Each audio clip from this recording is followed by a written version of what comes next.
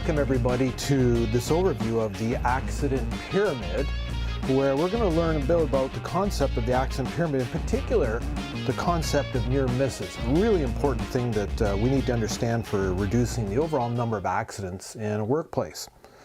So let's start with an overview of the accident pyramid here. Now, this is a concept that's been around for quite a while. Some of you may have run into it, many may not have.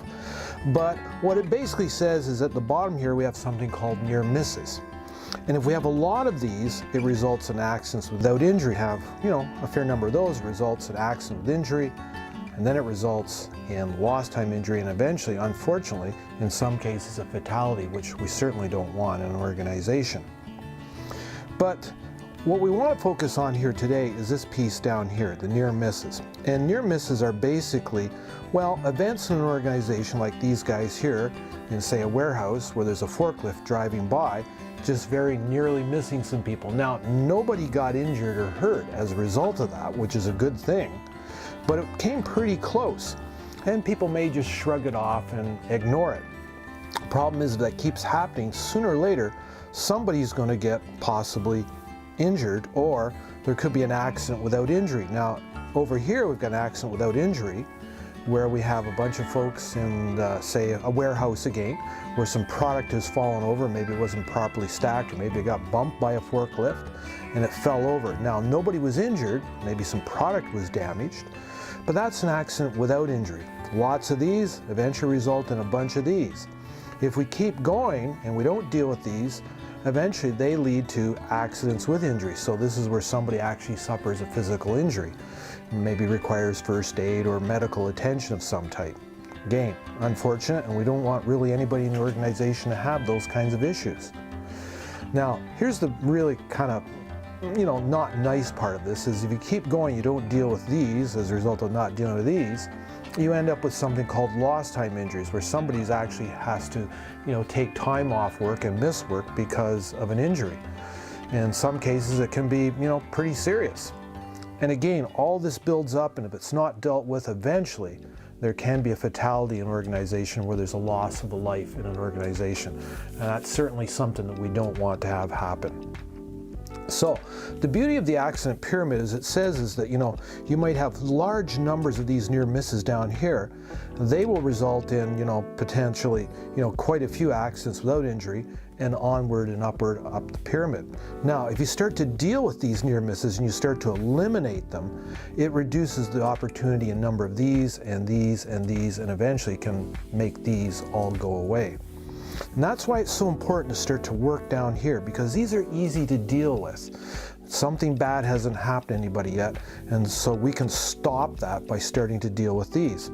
So one of the first steps in a near miss program in an organization is make people understand, especially at the shop floor level or the warehouse level or the plant level, how important it is to be able to identify these and report them out into some kind of a system. People need to understand that this is, a really basic and easy thing to do, that if it's done well, eliminates a lot of this from ever happening in organizations. So this becomes one of the key components of any good safety system.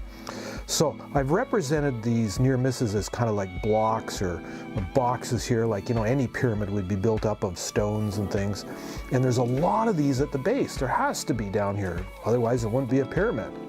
And what the idea is, you start to learn to identify these and you start taking these away, and one by one, and dealing with them and making them go away. So somebody's found one here, somebody's got another one.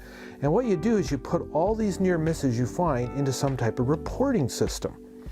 Now, that reporting system, I've just kind of picked up some typical ones here. Your organization might be different, but many organizations have falling objects, vehicle pedestrian interactions, slips, trips, and falls, and I'll just say, other miscellaneous stuff. So those are maybe kind of typical. Yours might be a bit different. But you start to collect this data on near misses, start to categorize them and say, oh my gosh, in our organization, the number one thing is falling objects. Number two is interaction with, vehicles and pedestrians, like these guys right here. And the falling objects, like those guys up there. Once we know what the major category is, we can start to put some plans in place and start to investigate, say pull a team or a committee together to start to look at those. and we investigate them so that we can eliminate them. And very often we'll do root causes on why are those objects falling in the shop or in the warehouse. So we do that, and then we're able to, well, reduce those, which then reduces the number of accidents without injury, the accidents with injury, and eventually we don't even have any lost time injuries, and naturally we don't want any of those. So as time goes on, we start to remove or eliminate most of these near misses. What we end up with is a pyramid that's a lot smaller. It just, well, just the physics of it has to drop in size and become a lot smaller. We've got a lot fewer near misses here, which means, well, we've got some accidents without injury, but not that many. And, well, hardly any accidents with injury, and certainly none of these lost time injury kind of things up here. So that's the future state you want to get to. Now here's the kind of interesting part. You've got all this process in place, and when you get this pyramid coming down in size, do you stop? No, we keep going. It's important we just keep going and keep going and keep going at this, because here's what can happen in an organization is that new things can show up. Let's say we change a process, put a new piece of equipment, change something. And what can happen is near types of new misses can show up. So we want to identify those. Plus, we want to just keep the others going down and down because, hey, even one of these accident with injury is just too much, and we don't want anybody having any kind of injuries. So we just keep working. So it becomes a way of life that you just keep going on doing forever and ever. Anyways, there's an overview of the accident pyramid. I hope you found it informative.